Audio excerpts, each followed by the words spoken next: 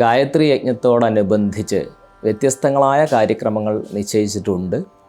ഒരു പരിപാടി എന്ന് പറയുന്നത് ലളിതാ സഹസ്രനാമ പാരായണമാണ്. അതേപോലെ തന്നെ വേദസാര ശിവസഹസ്രനാമ പാരായണം, അതുപോലെ തന്നെ വിഷ്ണു സഹസ്രനാമ പാരായണം.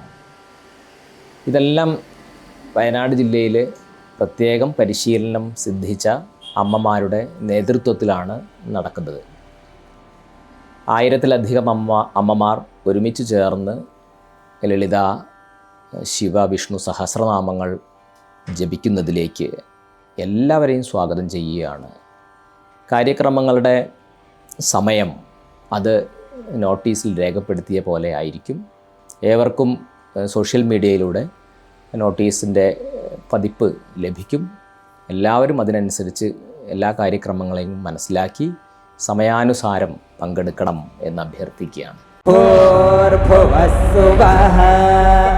തത്സവിതുർവരേണ്യം ഭർഗോ ദേവസ്യ ധീമഹി ധിയോ യോ നഃ പ്രചോദയാത്.